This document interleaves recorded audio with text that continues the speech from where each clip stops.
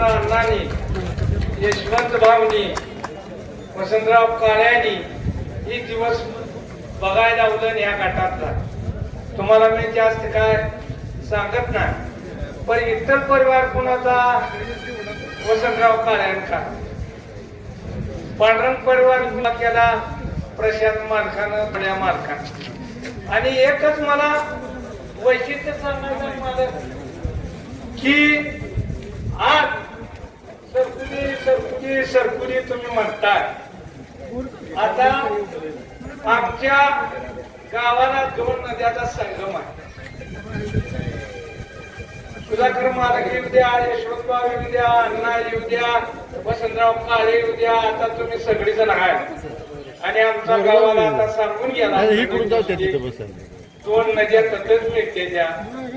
पण मालक आमच्या गावच्या नदीला पाणी असलं ही शब्दात सगळी 16 पंचायत समिती सदस्य हे निवडून आले पाहिजे.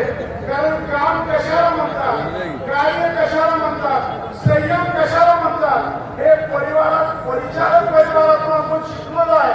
आदरणीय मालकांनी माघार घेऊन विजयदादाला तिकीट दिलं, आदरणीय प्रशांत मालकांनी माघार घेऊन वरच्या शेतकऱ्याला असेल की त्याला निवृत्ती समजली जाते आणि याच्या नावावर 7-12 अशा कुटुंबातल्या एका व्यक्तीला नवरा बायको असेल तर दोघांपैकी एकाला पेन्शन देण्याचा निर्णय झाला. आता आपण ग्रामीण भागात कार्य करतो, काम करतो, आपल्याकडे लोक येतात, लोकांचे सगळ्यात मोठे प्रश्न कुठले तर आर्थिक प्रश्न. मग छोट्या छोट्या कामाकरता लोकांना बँकांकडून गाड्यातली जनता याच्या जीवावरती करतो आणि त्यांचे छोटे छोटे प्रश्न असतात. मग छोट्या प्रश्नाला जर न्याय द्यायचा असेल तर सरकार ज्याचा असेल त्याच्याबरोबर जाणं ही काळाची गरज आहे.